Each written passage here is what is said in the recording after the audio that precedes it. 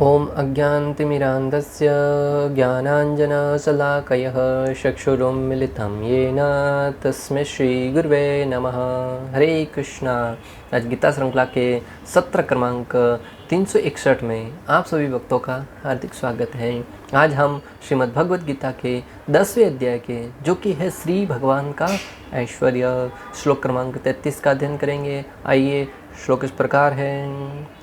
अक्षराणाम अकारोऽस्मि द्वन्द्वः सामसिकस्य च अहम एव अक्षः कालो धाता अहम विश्वतो मुख। भगवान कहते हैं कि अक्षरों में मैं अकार हूँ, समासों में द्वंद्व समास हूँ, मैं शाश्वत काल भी हूँ और सृष्टाओं में ब्रह्मा हूँ, सृष्टाओं में मैं ब्रह्मा हूँ।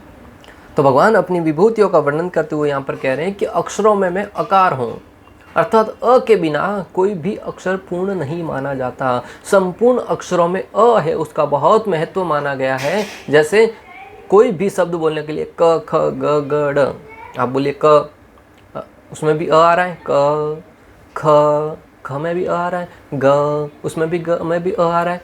तो अ के बिना कोई भी अक्षर पूर्ण नहीं माना जाता। इसलिए भगवान श्री कृष्ण कहते हैं कि अकारों में जो अ है वो मेरी विभूति है, जो बाकी सारे अक्षरों को पूर्ण बनाती है।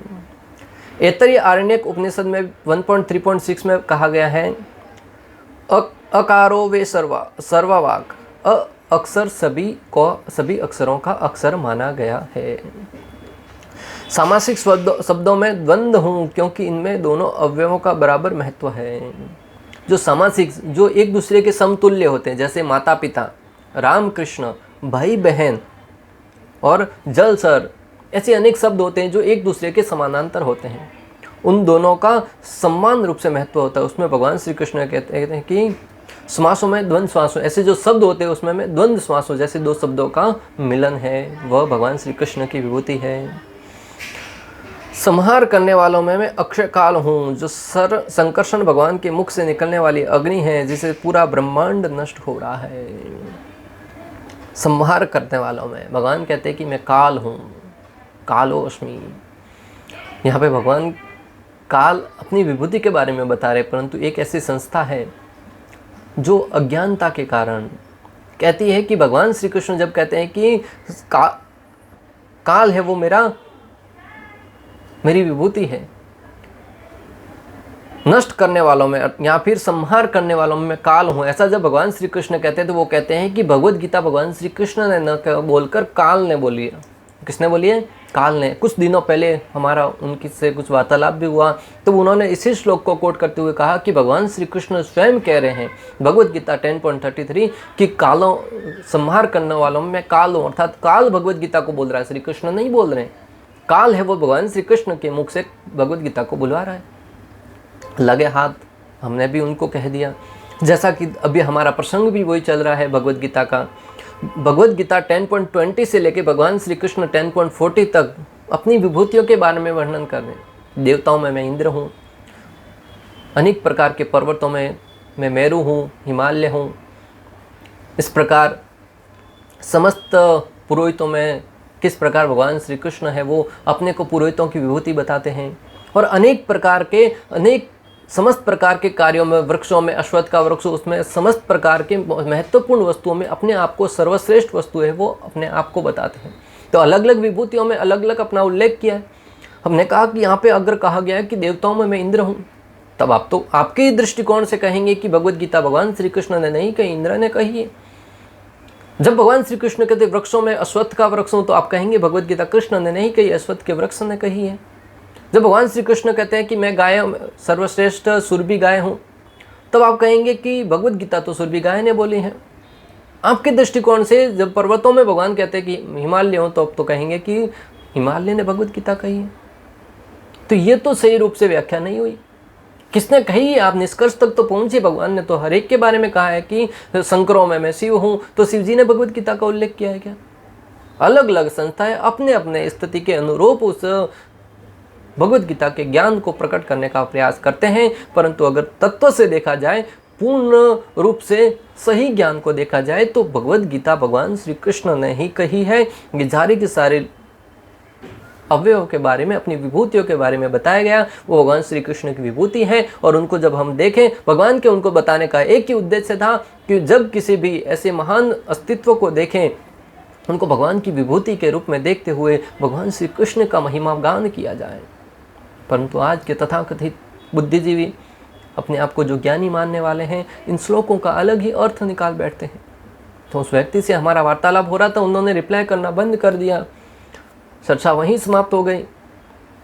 तो उन लोगों को ऐसा बता दिया जाता है कि भगवद गीता में ऐसा कहा जाता है, वो उसी ज्ञान को ढर्रे के आधार पर समाज में डिंडोरा पीटते फिरते हैं। जब उनके सामने कोई ऐसा सही बताने वाला आता है, तब उसको स्वीकार करना तो दूर की बात है, वो उस स्थान को छोड़कर कहीं इस अन्य स्थान पर जाते हैं और जिनको ज्ञान नहीं है उनको वही ज्ञान प्रदान करने का प्रयास करते हैं। अतः आप सबसे निवेदन है कि श्रीमद् भगवद गीता का जो दिव्य ज्ञान है उसको ग्रहण कीजिएगा, ताकि आप ऐसे तथाकथित लोगों के द्वारा भ्रमित न होकर पूर्ण रूप से जो सही ज्ञान है, प्रमाणिक गुरु परंपरा के मार्गदर्शन में हम उस ज्ञान को अर्जित करें और अपने जीवन को कल्याण मार्ग पर लेके जा सकें। अन्यथा वो स्वयं तो भ्रमित रहते ही हैं, अन्य लोगों को भी भ्रमित करते हैं और उनका भी जीवन है वो विध्वंस कर देते हैं। भगवद तो यहाँ पे कहा गया है कि जो संकर्षण भगवान के मुख से जो काल रूपी अग्नि निकलती है, वो व्यक्ति को तिनका तिनका जलाते रहती है और इस पूरा ब्रह्मांड नष्ट हो जाता है। उस काल रूपी अग्नि के द्वारा पूरा ब्रह्मांड है वो नष्ट हो जाता है। भगवद गीता के 5 मुख्य विषय हैं: भगवान, जीव, काल, कर्म और प्रकृति। उसमें से कर्म को छोड़कर बाकी सारे के सारे तत्व हैं वो शाश्वत माने गए हैं। कर्म है वो व्यक्ति अपने अपने कर्म परिवर्तित कर सकता है, अपने कार्य के द्वारा कर्मों का फल है उसको परिवर्तित कर सकता है। बाकी सारे के सारे कर्म है, कार्य हैं, सारे के सारे तत्व हैं, उनको शाश्वत माना गया है। अक्सर लोग कहते हैं कि काल बीत गया, परंतु अगर तत्व से देखा जाए तो हम पाएंगे कि काल के कारण सब कुछ बीत रहा है, परंतु काल कभी नहीं बीतता। बहुत ही महत्वपूर्ण बात भक्तों, कहीं भी लोगों को आप बातें करते हैं तब ये कहते हुए सुनते हम कि वो काल बीत गया, समय बीत गया, समय के अनुरूप ही कार्य होना था। समय नहीं बीता है भक्तों, हमारा जीवन बीत रहा है। काल है वो उसी अनुपात में चल रहा है, 7 से वापस 7 पे कांटा घूमता रहेगा। काल कभी नहीं बीतता, हमारी आयु बीत रही है। लोग जब जन्मदिन आता है तब अनेक प्रकार की खुशियाँ मनाते हैं। अभी तो बच्चा 4 साल का हो गया, अभी 8 का हो गया, 20 का हो गया, 25, 30, 35, 40, 50 अनेक प्रकार के खुशहाली के अवसर के रूप में उसको देखते हुए, प्रसन्नता के रूप में उसको मनाते हैं। परंतु अगर तत्व से देखा जाए तो भक्तों ये खुशियाँ मनाने का दिन नहीं है। स्वयं का आत्म निरीक्षण करने का समय है कि अभी तक मेरे 15 वर्ष बीत गए, 20 वर्ष बीत गए, 30 वर्ष बीत गए, मैंने जीवन में हासिल क्या किया है। मेरे जीवन का एक और वर्ष कम हो गया। ये खुशियाँ मनाने का दिन नहीं है, ये आत्म अवलोकन करने का दिन है कि मेरे जीवन है वो निकलता जा रहा है और मैं यहाँ पे खुशियाँ मनाने में ही लगा हुआ हूँ।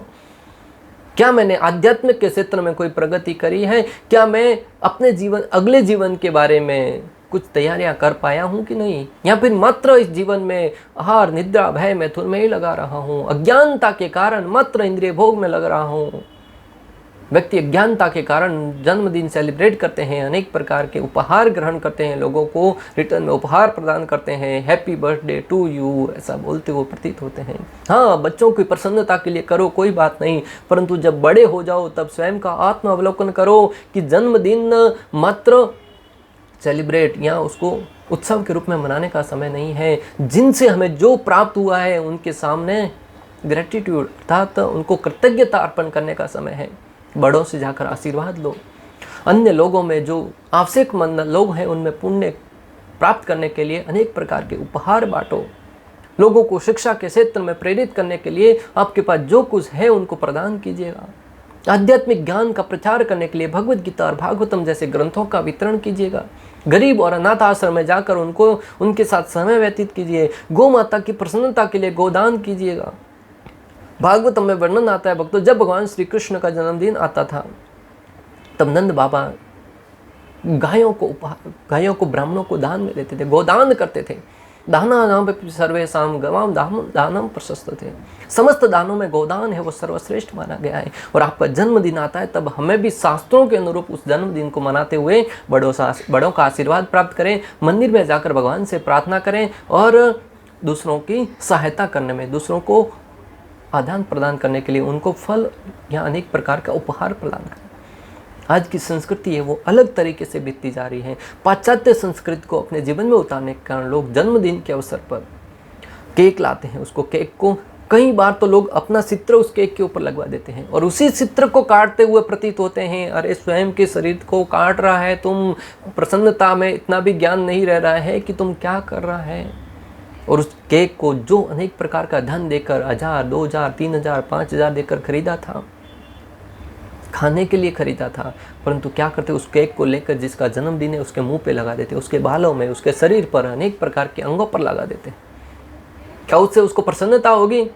हाँ, कैमरे के सामने बड़ा प्रसन्न लग रहा होगा, परंतु अंदर ही अंदर दुखी होता है, कब उन बालों को धोऊंगा, कब उस शरीर को साफ करूंगा।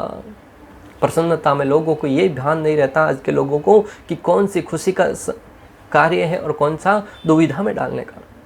एक बार हम जा रहे थे पॉइंट के ऊपर, लोग किसी का बर्थडे मना रहे थे, कोई केक लगा रहा था, कोई कुछ कर रहा था। एक व्यक्ति गंदे नाली का पानी लेके आया, बोतल भर के उस बर्थडे जिसका जन्मदिन था उसके सर पे डाल दिया।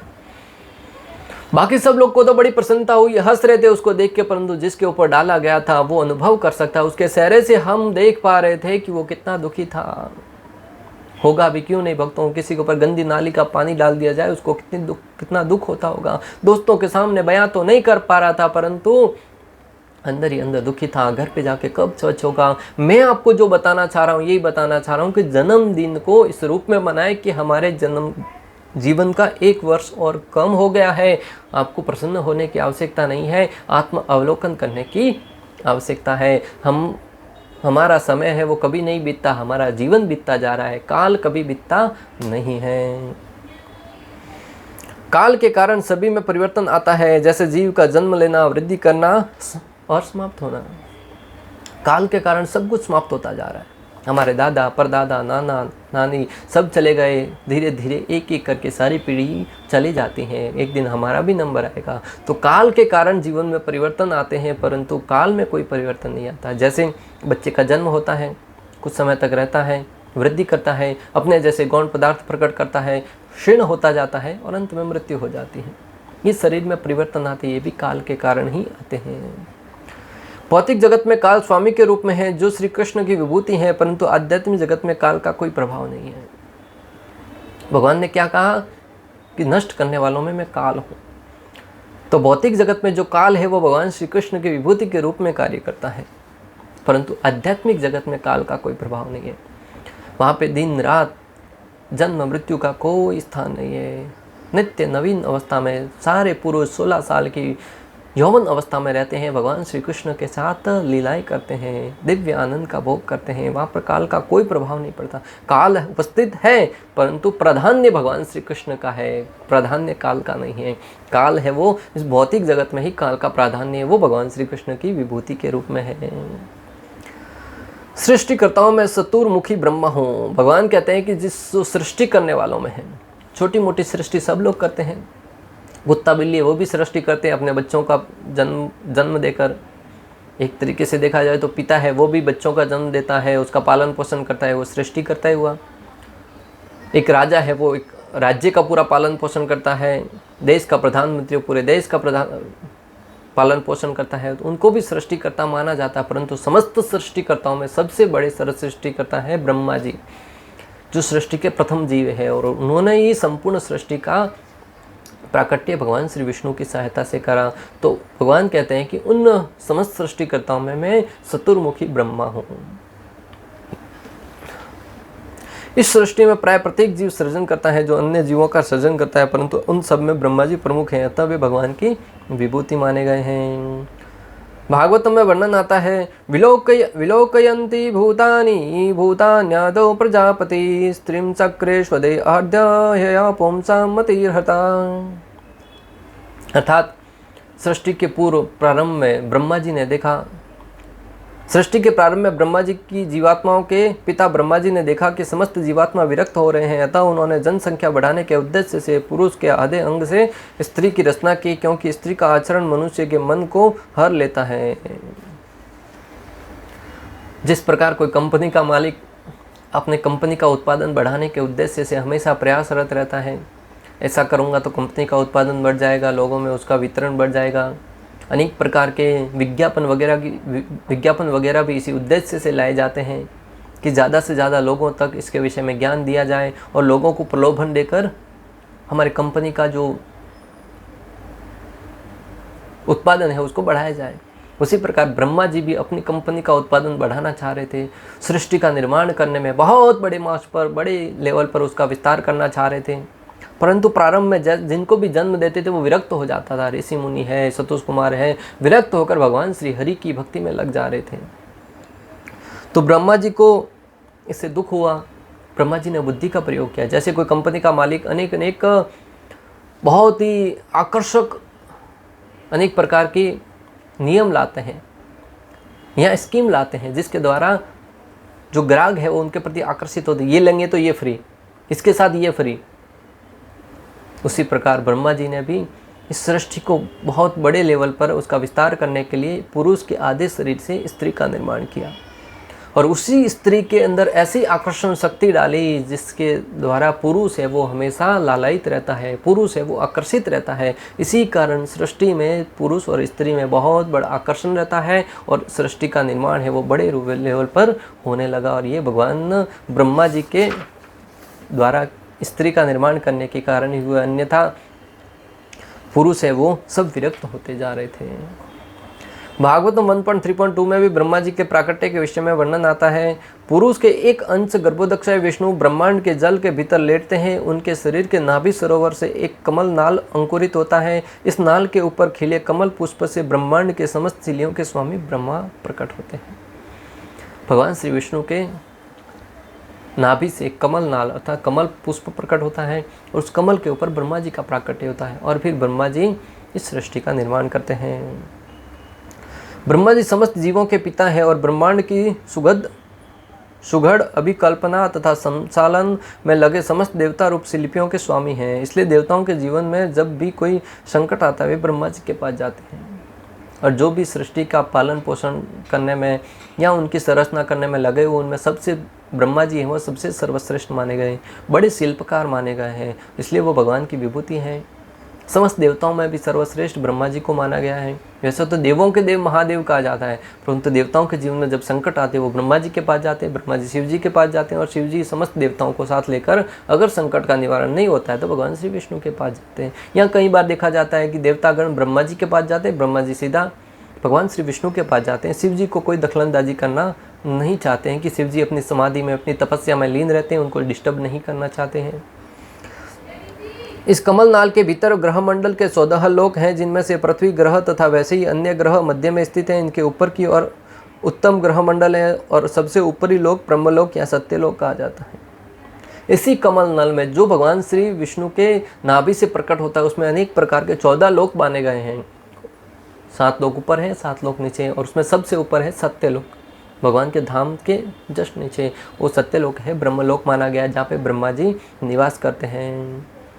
ब्रह्म संहिता 5.53 में भी कहा गया है, धर्मोऽतः पापनस्य श्रुतस्य अतः पामसी ब्रह्मा आदि कीट पतंग अवध्यस्य जीवा यदत्मात्र विभव प्रकट प्रभाव गोविंदमादि पुरुषम तमहं भजामि। अर्थात श्रुति शास्त्रोक्त धर्म पापों का समुदाय, समस्त वेद एवं सब प्रकार के तप तथा ब्रह्मा से लेकर कीट पतंग पर्यंत जीवगण भी जिन गोविंद द्वारा दिए गए वैभव से ही अपने अपने प्रभाव को प्रकाशित करते हैं पाते हैं, उन आदि पुरुष गोविंद का मैं भजन करता हूँ। ब्रह्मा जी कहते हैं कि ब्रह्मा जी से लेकर एक छोटी सी चींटी है, वो सारे के सारे जीव भगवान द्वारा प्रदत्त शक्ति के आधार पर ही अपने अपने सामर्थ्य के अनुरूप कार्य करते हैं। अतः मैं उन भगवान गोविंद का भजन करता हूँ। तो ब्रह्मा जी भी शक्ति इस सृष्टि का इस सृजन करने के लिए कहाँ से प्राप्त करते हैं? भगवान से प्राप्त करते हैं। अगर जीवन में सबके साथ प्रेम से रहना है तो सबको अपना संबंधी बनाकर रहना होगा और शुरुआत अपने परिवार से करें। भक्तों, अगर जीवन में सबके साथ प्रेम से रहना है तो ब्रह्मा जी से सीखें और सबके साथ प्रेम से रहने का प्रयास करना चाहिए और उसका हमें आरंभ है वो अपने परिवार से करना चाहिए। इसलिए तो अपने परिवार के सदस्यों की तुलना बड़े बड़े आचार्यों से, ब्रह्मा जी से, इंद्रदेव से, और अन्य अन्य पृथ्वी देवी से, उन सब से की गई है। ऐसा एक श्लोक आता है, मनुस्मृति से श्लोक लिया गया है, उसमें कहा गया है आचार्य ब्राह्मणो मूर्ति ही पिता मूर्ति प्रजापते भ्राता मरुत्पते मूर्ति माता साक्षाक्षिते तनु दया भगिनी मूर्ति ही धर्मस्य आत्मा अतिथि स्वयं अग्निर्व्यागतो मूर्ति ही सर्वभूतानि आत्मनः। आचार्य ब्राह्मणो मूर्ति ही, आचार्य है उनको ब्रह्मा जी का प्रारूप माना गया है। ब्रह्मा जी के रूप, जब किसी आचार्य को, साधु को देखे तो ब्रह्मा जी के समान उनको आदर देना चाहिए। आचार्य ब्राह्मणो मूर्ति ही पिता मूर्ति प्रजापति, और पिताजी को जो सृजन करता है उनको प्रजापति, दक्ष प्रजापति है, उनको प्रजापति का रूप माना गया है। भ्राता मरुत्पते मूर्ति, और बड़े भाई को इंद्रदेव के रूप में माना गया है, इंद्रदेव के रूप में उनका सम्मान करना चाहिए। भ्राता मरुत्पते मूर्ति माता साक्षाक्षिते तनु, और माता है उसको पृथ्वी देवी का रूप माना गया है। कितनी क्षमाशील है, कितनी दयावान है। पृथ्वी देवी के ऊपर हम अनेक प्रकार के अपने स्थिति के अनुरूप खड्डे करते हैं, कुछ भी करते हैं, परंतु पृथ्वी देवी हर बात के लिए हमें क्षमा कर देती है और हम किसी प्रकार का कोई प्रतिकार नहीं करती। दया या भगिनी मूर्ति ही, और बहन है वो दया की प्रतिमूर्ति है। धर्म से आत्मा अतिथि स्वयं, जो अतिथि है वो धर्म का प्रतिरूप माना गया है। इसलिए अतिथि जब घर पे आए तो उनका सत्कार करना चाहिए, उनकी सेवा भाव करनी चाहिए, दरवाज़ा बंद नहीं करना चाहिए। इस प्रकार माना गया है कि जो परिवार का एक एक सदस्य है वो किस प्रकार अनेक प्रकार के परिवार का सदस्य है, समाज का सदस्य है, वो बड़े बड़े आचार्यों का प्रतिनिधित्व करता है। उनका सम्मान करें, उनके साथ प्रेम के साथ आदान प्रदान करें, तभी भगवान है वो प्रसन्न हो पाएंगे। अगर हम परिवार में तो झगड़ते हैं, समाज में तो झगड़ते हैं और भगवान की भक्ति करते हैं, भगवान को पूजा करने का प्रयास करते हैं, क्या परमात्मा प्रसन्न होने वाले हैं? अतः हमें सर्वप्रथम ध्यान रखना है कि हम अपने आपस में जो व्यवहार करते हैं उससे ही परमात्मा प्रसन्न होंगे। भक्तों के बीच में कैसा व्यवहार करते हैं, समाज में कैसा व्यवहार करते हैं, परिवार में कैसा व्यवहार करते हैं, ये आचरण हमारा भगवान को प्रसन्न करने का एक माध्यम बनेंगे। अतः इस श्लोक में हमने समझा कि किस प्रकार ब्रह्मा जी वो इस सृष्टि का निर्माण करते हैं और वो समस्त देवताओं में सर्वश्रेष्ठ होने के कारण भगवान श्री कृष्ण की विभूति के रूप में माने गए हैं। और भगवान ने क्या कहा, अक्षरों में मैं ओम का आकार हूँ, अर्थात अ है वो भगवान का प्रतिनिधित्व है। श्वासों में द्वंद्व समास है, उनमें जैसे राम कृष्ण, माता पिता, भाई बहन, उसमें भगवान कहते हैं मैं द्वंद्व समास हूँ। शाश्वत काल भी है और दृष्टाओं में ब्रह्मा हूँ। और जो सब क्षीण करने वाली वस्तुएं हैं, जो समाप्त करने वाली वस्तुएं, उसमें भगवान कहते हैं कि मैं काल हूँ, जो सबका भक्षण कर रहा है, जो स्वयं भगवान का प्रतिनिधित्व तो माना गया है। इस प्रकार श्लोक क्रमांक 33 का भक्ति वेदांत तात्पर्य पूर्ण हुआ। अंत तक हमारे साथ बने रहने के लिए आप सभी का हृदयपूर्वक प्रेम पूर्वक बहुत बहुत धन्यवाद। श्रील प्रभुपाद की जय, श्री राधा गोपीनाथ भगवान की जय, श्रीमद् भगवद गीता की जय। हरे कृष्णा कृष्ण कृष्ण हरे हरे, हरे राम राम।